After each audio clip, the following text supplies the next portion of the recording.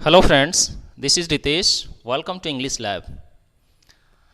आप जानते हैं कि कल सीबीएसई ने अपना सीटेट का रिज़ल्ट डिक्लेयर किया है और इस बार लगभग 6.5 लाख अभ्यर्थी इस एग्ज़ाम को क्वालिफाई किए हैं। सबसे पहले तो उन सभी अभ्यर्थियों को बहुत बहुत बधाई। उनकी मेहनत सफल हुई। सीटेट का exam it is just a qualifying exam. General categories के लिए जो 90 नंबर मिनिमम निर्धारित है वो आने चाहिए, और अगर आता है तो फिर आप क्वालिफाई माने जाएंगे।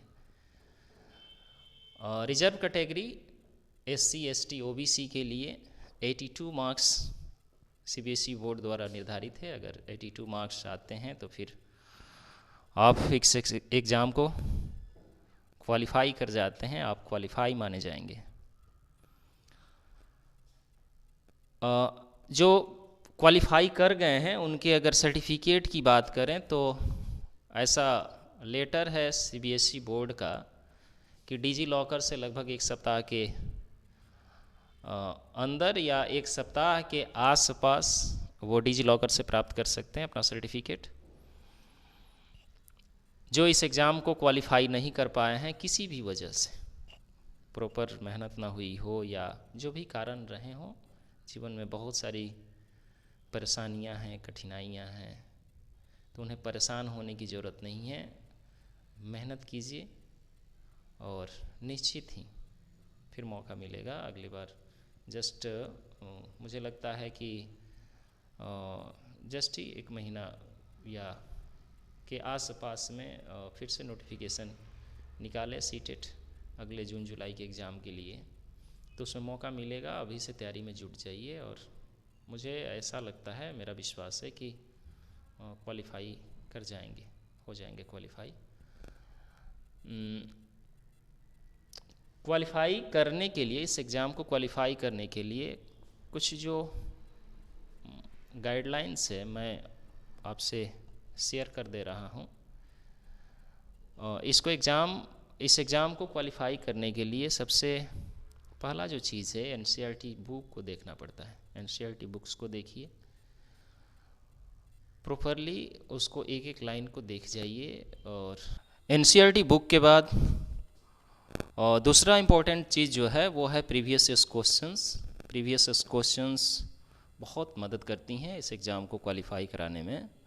और इस बार तो मतलब कि अभी जो रिज़ल्ट आया है, इससे पहले जस्ट जो एग्ज़ाम हुआ है, इसमें तो कई शिफ्ट्स में एग्ज़ाम हुए हैं और आप देखेंगे तो देख पाएंगे कि बहुत सारे क्वेश्चंस लिए गए हैं सिलेबस से। अगर इसे भी देख लेते हैं तो काफ़ी मदद मिलेंगी, क्योंकि कई शिफ्ट्स में 15-16 शिफ्ट्स में लगभग 1-1.5 महीना तक एग्ज़ाम चला है, तो कई शिफ्ट्स में एग्ज़ाम हुए हैं और बहुत सारा क्वेश्चंस यहाँ से मिल जाएगा। तो ये प्रीवियस ईयर्स क्वेश्चंस बहुत इम्पोर्टेंट है।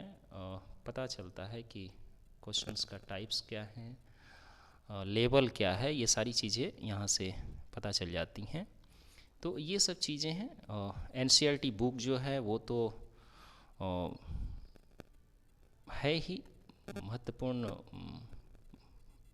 भूमिका में है, ये कहें तो ये सब चीज़ें हैं। और ये चीज़ें अगर आप देख पाते हैं तो फिर इस एग्ज़ाम को क्वालिफाई कर जाएंगे।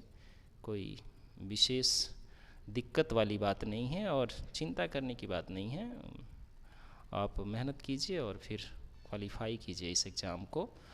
पेपर फर्स्ट और पेपर सेकंड बहुत हद तक दोनों का जो सिलेबस है वो सेम है। एक की अगर तैयारी करते हैं तो दूसरे की तैयारी हो जाती हैं।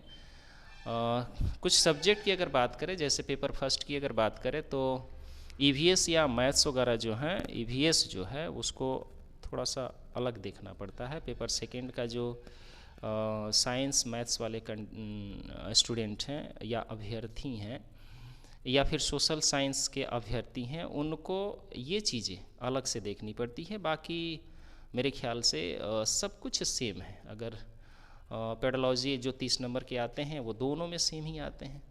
लैंग्वेज जो 2 आप लेते हैं, हिंदी इंग्लिश या कोई दूसरा लैंग्वेज, तो वो भी सेम ही आते हैं।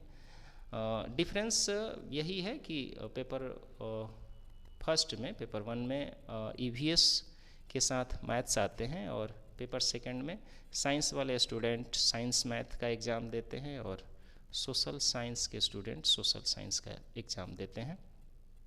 और इसकी तैयारी चाहे EVS पेपर फर्स्ट की EVS मैथ की बात करें या पेपर सेकंड की सोशल साइंस या साइंस मैथ्स की बात करें, इसकी तैयारी आपकी NCERT की बुक पेपर 2 के लिए 6 to 8 की बुक से और पेपर 1 के लिए 3rd to 5th की बुक से तैयारी की जा सकती है।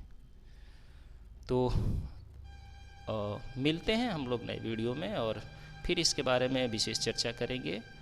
और परेशान होने की ज़रूरत नहीं है, थोड़ा सा लगिए, मेहनत कीजिए और एग्ज़ाम को क्वालिफाई कीजिए। मिलते हैं अगले वीडियो में। Thank you.